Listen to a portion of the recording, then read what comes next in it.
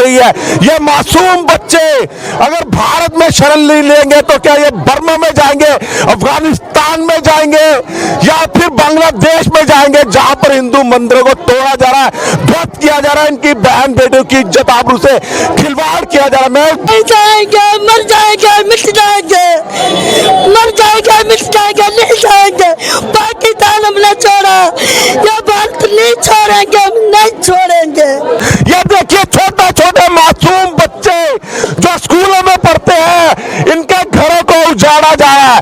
तब कहाँ सोती है दिल्ली सरकार? दिल्ली के ये हमारी पुकार है, ना हम यहाँ के रहे ना हम वहाँ के रहे। इससे बढ़िया रहेगा एक बार जहर दे दो, अगर हम खाने से हिचक गए तो हमारे जीवन को लानत है। हमको गोली लगा, हमको गोली लगा दो, हमको गोली लगा दो, हमको गोली लगाओ, हम मर जाएंगे, हम मरे हुए हैं, हम जीते नहीं। अरे हमको हाथ से मारो, हमारे बच्चे हम मारोगे, हमको या कुछ भी चले जाएंगे। हमको गोली लगाओ, हमको गोली लगा दो, हमको बड़ी मेहरबानी से गोली लगाओ, हमको बड़ी मेहरबानी से गोली लगाओ, हमको गोली लगाओ। और हमारे सब जुल्म। मैं आज सरकार के लिए लड़ने के लिए मजबूर हो जाऊं, क्योंकि मुझे अपने बच्चों का भविष्य देखना है और इस भविष्य को मोदी जी बचा सकते हो। आपने कहा था जहाँ झुग्गी वही मकान। अरे तो हम भी तो आपके बच्चे हैं जो पाकिस्तान से दर दर भटकने के बाद, अपने माँ बहनों की इज्जतें लुटवाने के बाद किसी तरह बच करके इस भूमि में, अपने पूर्वजों की भूमि में, जो हमारे पूर्वजों की धरोहर थी, वहाँ आ गए हैं। क्या आप हमें वहाँ भी नहीं बचाओगे? रोहिंग्याओं के लिए। नमस्कार, इस वक्त मैं खड़ा हूं मजनू का टीला में, जहां पर पाकिस्तान से आए हुए सैकड़ों पीड़ित प्रताड़ित हिंदू परिवार पाकिस्तान पर आश्रय की तलाश में भारत में आते हैं।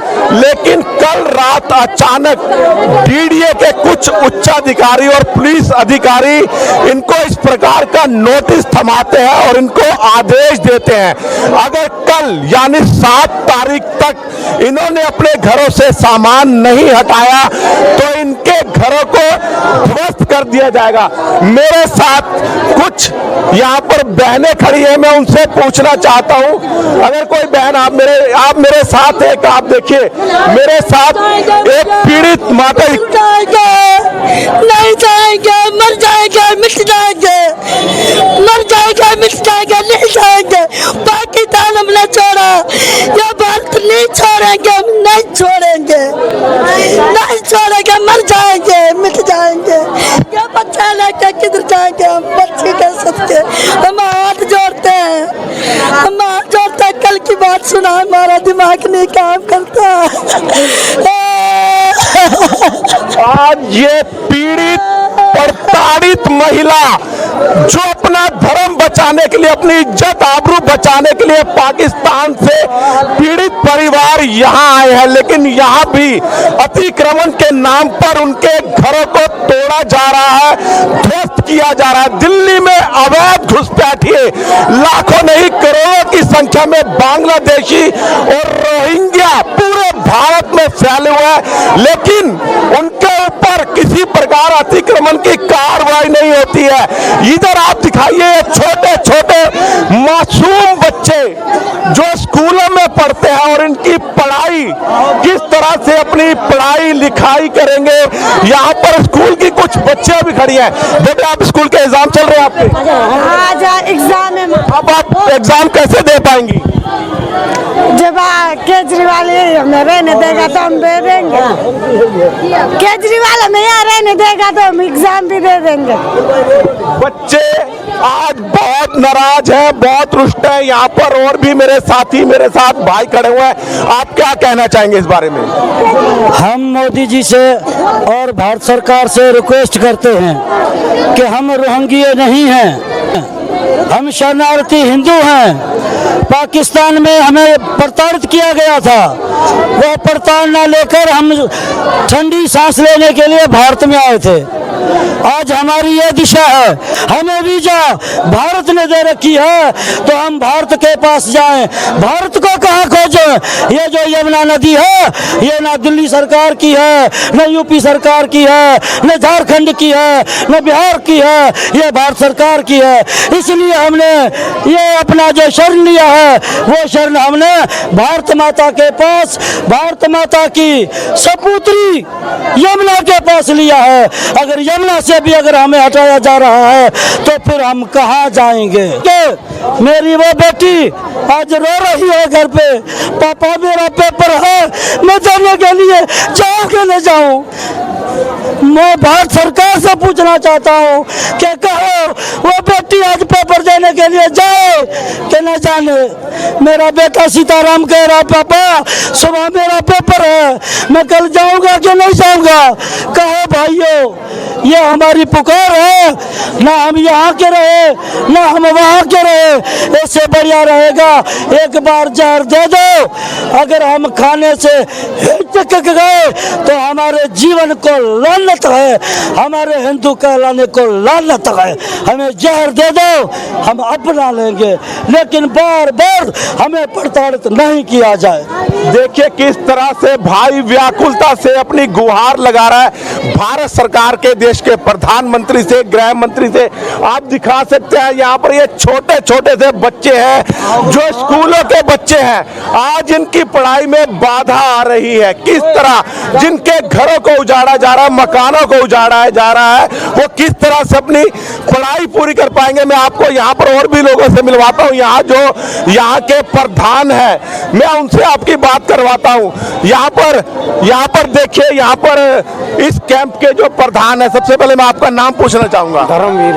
धर्मवीर जी, जिस प्रकार ये अतिक्रमण के नाम पर आपके घर को गिराया जा रहा है, उस विषय में क्या कहना चाहेंगे?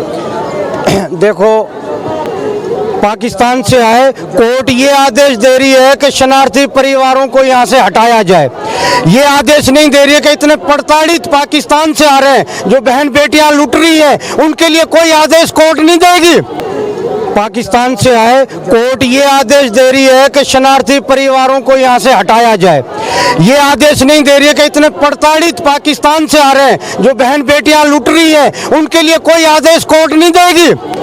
मैं हिंदू भाइयों से यह पूछना चाहता हूं और भारत सरकार से, जो बहनें भाई वहाँ पे अत्याचार कर रहे हैं, चंद सांसें बची हैं उनके जीने के लिए, अब जो यहाँ आए हुए हैं उनको प्रताड़ित कर रहे हैं और यहाँ से झुग्गियां तोड़ रहे हैं, वो कहाँ जाएंगे? जो यहाँ भारत सरकार से और अपने हिंदू भाइयों से हमारी ये अपील है, इन बहन बेटियों की इज्जत बचाने आए हैं, अपना धर्म बचाने आए हैं। यहाँ धर्म नहीं बचेगा, कौन सा देश है जो हम वहाँ जाएं? वो बताएं। कोर्ट ने तो ये आदेश दे दिया, कोर्ट को भी ये सोचना चाहिए कि ये जो परिवार आए हुए हैं इनको कहाँ शिफ्ट किया जाए, इनकी क्या सुविधा दी जाए, वो तो कोर्ट को सोचना चाहिए ना। मेरी अपील है हिंदू भाइयों से कि ये कौन सा कानून है और कौन सी न्याय है? ये न्याय है, ये शरणार्थी परिवार के साथ ये न्याय कर रहे हैं, ये कैसे न्याय है? जिनको मृत्यु दंड दिया जाए ये न्याय नहीं है, ये अन्याय है। ये अन्याय न किया जाए। हम सनातन भाइयों से ये अपील करते हैं इनके विषय में खड़े हो और इन शरणार्थी परिवारों की आवाज़ सुने और इनके साथ दें और इनकी पीड़ाओं की दर्द भरी दास्तान सुने। हमारी यही सरकार से और सनातन भाइयों से अपील है। मैं आपको बता देना चाहता हूं, यहाँ से केवल 300-400 मीटर की दूरी पर जो यहाँ पर तिब्बत से आए हुए शरणार्थी हैं वो भी रहते हैं। अगर इन लोगों को ये नोटिस थमाया गया है, इनके साथ ये दोगला व्यवहार किया जा रहा, तो जो यहाँ पर शरणार्थी तिब्बत से आए हैं उनको नोटिस क्यों नहीं दिया जा रहा? यहाँ पर उनके पक्के में मकान बने हुए हैं, यहाँ पर वो व्यापार चला रहे हैं, बड़े बड़े मॉल्स बना रखे हैं। और मैं आपको बता दूं, वहां पर खाली वो कारोबार ही नहीं कर रहे हैं, वहां पर अवैध नशे का कारोबार होता है। और मैं खुल के कहना चाहता हूं, आप इंक्वायरी करवा लीजिए, वहां पर रात को गुपचुप तरीके से अवैध नशे बेचे जाते हैं और यहाँ तक कि देह व्यापार भी होता है। और दिल्ली के अंदर लाखों अवैध घुसपैठिए बांग्लादेशी और रोहिंग्या रहते हैं।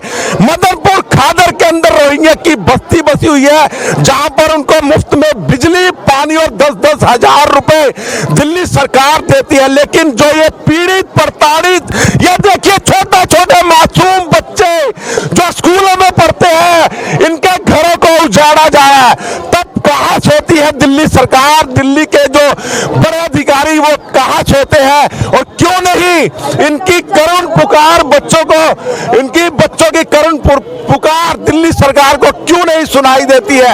ये कहाँ जाए जो पाकिस्तान से पीड़ित प्रताड़ित होकर भारत में शरण लेने के लिए आए, लेकिन भारत में भी इनके घरों पर बुलडोजर के अतिक्रमण के नाम पर कार्रवाई की जा रही है।